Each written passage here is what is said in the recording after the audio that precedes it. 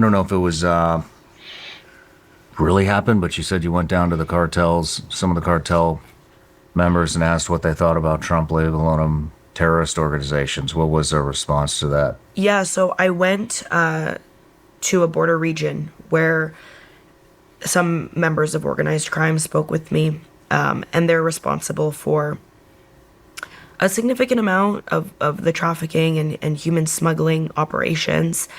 And this was right after Trump had officially declared them FTOs, because there was a lot of rhetoric around this previously, and even Texas Governor Greg Abbott had previously declared them FTOs.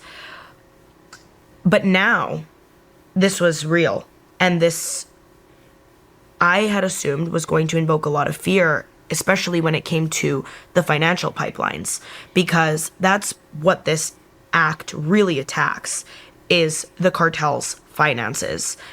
And that's so much worse than putting a bounty on their family members or stopping the flow of drugs. Like, for them, it's the money, freezing financial assets, shutting down their shell companies, whatever it is. And so I wanted to know, because we were seeing so many headlines of how crazy this is and politicians reacting.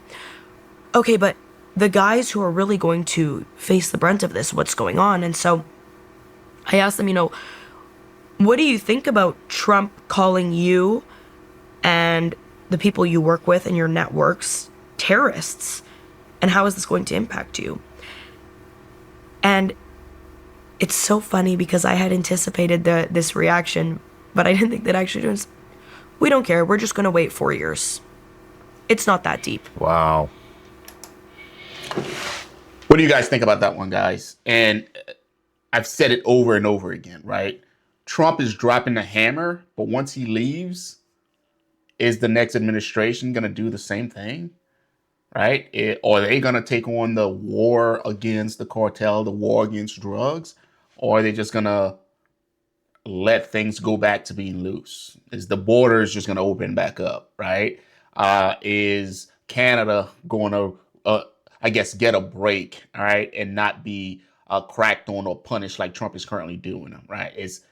Is the war against the cartel winnable? Is the war against drugs winnable? Especially when we're not attacking the actual symptoms. We're just attacking all these different entities that are supplying the individuals, the drug addicts within the United States, with what they want.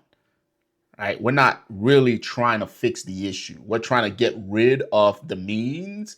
And when you do that, guys, as long as the demand stays strong, somebody else is going to supply. All right, let's keep watching. Wow. We're not going to fight them on it. We'll give them what they want to see. And we are not terrorists, because there is a demand for our product. There are drug addicts all across the United States who want what we have to sell. How are we terrorizing them? That's a good way to put it, guys. You can be a realtor, right? As long as there's people looking to buy houses, there's going to be realtors. Car salesmen. As long as there's people looking to buy cars, there's going to be car salesmen, right? Guys, as long as there's a demand, somebody's going to step in to fill that demand. Unfortunately, until we as a country fix the drug problem, someone is going to step in. If it's not the Mexican cartel, it'll be China. If it's not China, it'll be Europeans. There will always be a supplier, because the demand for this is so high. Until we fix that, it's not going to go away. We're not, literally, they're telling me, like, we're not like ISIS or the Taliban bombing innocent people.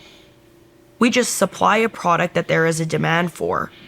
And if this designation means that we have to hold off for a little while in order to protect our networks, that's exactly what we will do.